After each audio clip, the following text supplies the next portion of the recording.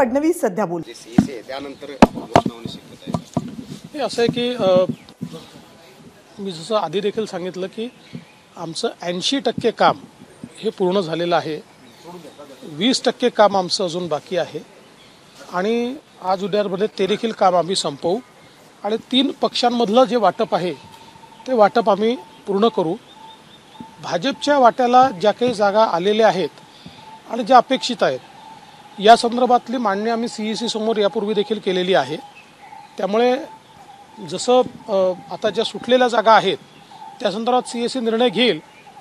ज्या सुटू शकतात त्या संदर्भात मला असं वाटतं की कदाचित पुढच्या CECत किंवा अध्यक्षांना अधिकार वगैरे दिले तर अध्यक्षांच्या संमतीनं अशा प्रकारे त्या जागा घोषित होतील. आता आमच्या काही खूप जास्त जागा घोषित होणं बाकी नाही आहे. त्यामुळे आता आमच्यासमोर फक्त 3 पक्षांमध्ये आता जो काही अंतिम वाटप करायचं आहे तेवढाच मुद्दा आमच्यासमोर आहे. कोल्हापूरच्या जागेवर शाहू महाराजांची उमेदवारी घोषित केलेली आहे महाविकास आघाडीने आणि अनेकांचं म्हणणं आहे की तिथे त्यांचा सन्मान राखला जावा. असं आहे की समजा उद्या मी हा प्रश्न विचारतो की इकडे साताऱ्यामध्ये समजा उदयन महाराजांना महायुतीने जागा दिली तर ते बिनविरोध करणार आहेत का? त्यांचाही सन्मान आहे ना. मग ते बिनविरोध करणार आहेत का? त्यांनी सांगावं, घोषित करावं की आम्ही बिनविरोध करणार आहोत. त्यामुळे मला असं वाटतं की ठीक आहे, सगळ्यांचा सन्मान आहे, शाहू महाराजांचाही आहे, सगळ्यांचा सन्मान आहे, पण हे राजकारण आहे आणि यापूर्वी देखील त्या घराण्यांनी निवडणुका लढवल्या नाहीत असं नाही आहे. लढवल्या आहेत, एकमेकासमोरही लढवलेले आहेत.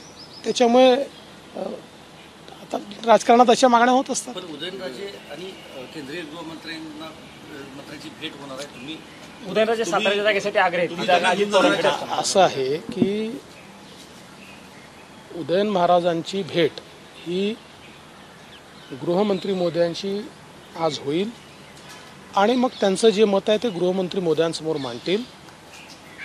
त्यानंतर जो काही अंतिम निर्णय आहे तो निर्णय गृहमंत्री महोदय घेतील. मुख्यमंत्री आणि उपमुख्यमंत्री राज्याचे दुसरे ते दिल्लीत येणार होते आणि अमित शहासोबत त्यांची बैठक आहे ती आज आहे की पुढे ढकलली काय? नाही, अजून ठरायचं आहे कारण आज आमची CEC आहे. तर CEC किती वाजता संपेल याच्यावर ते ठरेल. ती जर लवकर संपणार असेल तर एखाद वेळेस त्यांना बोलवलं जाईल, नाही तर उद्या बोलवलं जाईल. एक थोडासा वेगळा प्रश्न आहे. जरांगे पाटील म्हणतात की त्यांना तडीपार केलं जाईल, थेट तुमच्यावर आरोप करतायत. बघा, असं आहे की आमचे खूप हितचिंतक आहेत आणि ते हितचिंतक जाऊन मला असं वाटतं जरांगे पाटील यांना काही ना काही सांगत असतात आणि त्याच्यावर ते कदाचित बोलतात. असं कोणी कोणाला तडीपार करतं का? आणि तडीपार करण्यासारखं त्यांनी काही काम केलं आहे की तडीपार करण्यासारख्या त्यांच्यावर केसेस आहेत असंही काही नाही आहे. मला असं वाटतं ठीक आहे, आता ते काय आहे की अनेक लोक वाहत्या गंगेत आपलं हात धुवून घ्या अशा प्रकारचे असतात. ते जाऊन त्यांना काहीतरी फिडिंग करतात, काही ना काही त्यांना सांगत असतात. पण ज्या केसेस दाखल झालेल्या आहेत त्याचं काय? असं आहे, हे आम्ही यापूर्वी देखील अतिशय स्पष्टपणे सांगितलेलं आहे. मुख्यमंत्र्यांनी सांगितलं आहे, मी सांगितलेलं आहे की ज्या केसेस दाखल झालेल्या आहेत याच्यामध्ये ज्या आंदोलनाच्या केसेस आहेत त्या आम्ही परत घेणार आहोत. ज्या ठिकाणी जाळपोळ झाली आहे, तोडफोड झाली आहे, जिथे पोलिसांवर हल्ला झाला आहे आणि जिथे लोक उघडपणे ते करताना दिसत आहेत अशा केसेस परत घेणं हे शक्य होणार नाही. मात्र इतर सगळ्या केसेस ज्या आहेत त्या परत घेण्याची घोषणा देखील आम्ही केली, त्याचं काम देखील आम्ही सुरू केलं. साधारणपणे तपासावर असलेल्या अंदाजे 492 केसेस आहेत 24 जिल्ह्यांमध्ये.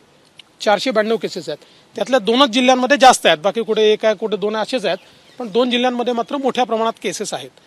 त्याची छाननी देखील सुरू झालेली आहे आणि माझ्या माहितीप्रमाणे जवळपास 172 केसेस परत घेण्याच्या संदर्भात शिफारस देखील झालेली आहे.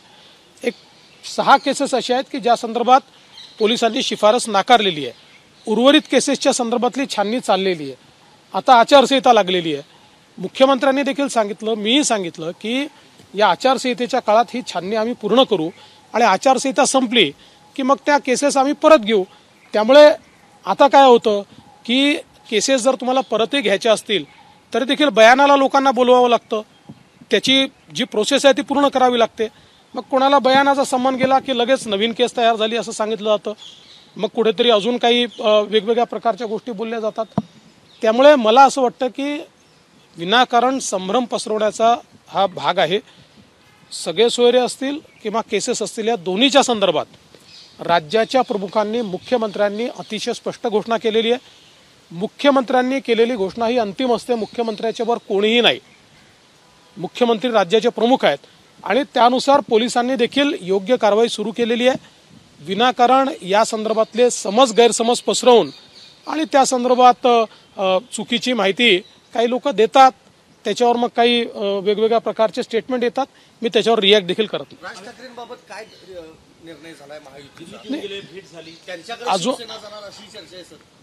बघा, असं काही कोणाचा पक्ष कोणाकडे वगैरे जात नसतो आणि मी काही शिवसेनेचे प्रवक्ता नाही आणि मी राज ठाकरेंचे प्रवक्ता नाही, त्यामुळे ह्या प्रश्नांचं उत्तर मला विचारू नका. मी एवढंच सांगतो की ठीक आहे, हे खरं आहे की महायुतीमध्ये त्यांच्या येण्याच्या संदर्भातल्या चर्चा आमच्या सुरू आहेत. महायुतीचा फॉर्म्युला अजून निश्चित झाला नाही. आता 19 एप्रिल आणि 27 मार्च झालेली आहे. होईल फॉर्म्युला, लवकर होईल, काळजी करू नका. फॉर्म्युला निश्चित करण्याकरताच आम्ही आलो होतो. उद्धव ठाकरेंची जी आजकालची जी भाषणं पाहिली तर टार्गेट नंबर 1 तुम्हीच आहात. वेगवेगळ्या उपमा देत आहेत ते. असं आहे की मी त्यांना एकच उपमा दिली आहे, टोमणे बहाद्दर. आणि माझी उपमा ही कशी सार्थ ठरवायची याचा आटोकाट प्रयत्न ते करतात. त्यांना असं वाटतं की बाबा आपल्याला आता देवेंद्र फडणवीसांनी उपमा दिली आहे तर आपण ही उपमा सार्थच ठरवली पाहिजे. त्यामुळे ते टोमणे मारत असतात, काहीतरी बोलत असतात.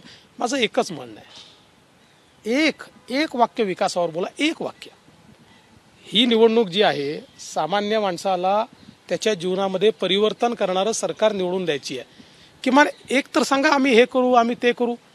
25 वर्षात अख्ख्या मुंबईमध्ये हे सांगू शकतील असा एक प्रोजेक्ट नाही. एक नाही, मी 10 सांगतो. आज जेवढे आयकॉनिक प्रोजेक्ट्स आहेत माझ्या काळात सुरू झालेले आहेत, हे नाही करू शकले नाही, एकही नाही. त्यामुळे ते विकासावर बोलूच शकत नाही. त्यांना अदवा तद्वा बोलणे आणि हेडलाईन मिळवणे, मनोरंजन करणे आणि हेडलाईन मिळवणे याच्या व्यतिरिक्त त्यांच्या पदरी काय आहे? काहीच नाही आहे. एबीपी माझा, उघडा डोळे बघा नीट.